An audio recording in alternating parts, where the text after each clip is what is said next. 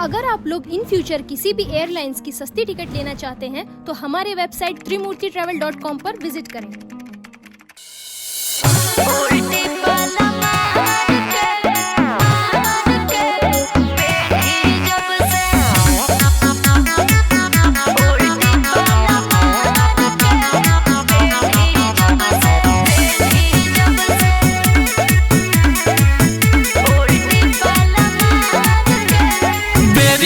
complain रनिया अच्छा काम नइखे करत परेन रनिया काहे जी हम का बताई बेरी बेरी आवे कंप्लेन रनिया काम नइखे करत परेन रनिया आँखिया में बसने तब से भाई पटीदार के करिया का सड़िया पेढ़ी जब से करिया का सड़िया पेढ़ी जब से उल्टी बाल मार के करिया का सड़िया पेढ़ी जब से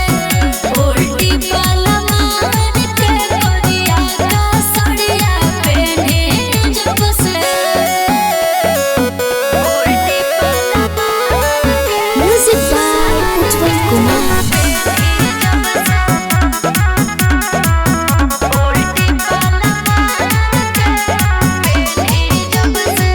सहजिया संवर के मेको हरही में बहई तू सासिया ननद से तू नीमन कहई तू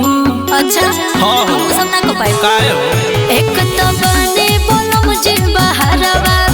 दूजे मारल चाहे लोग नजरवा एक तो बने बोलो मुझे बहरवा दूजे मारल चाहे लोग नजरवा दे दी है छूट कैसे ऑन पड़ गवार के कोरिया का सड़िया पेढ़ी जब से कोरिया का सड़िया पेढ़ी जब से उल्टी बाल मार के कोरिया का सड़िया पेढ़ी जब से उल्टी बाल मार के कोरिया का सड़िया पेढ़ी जब से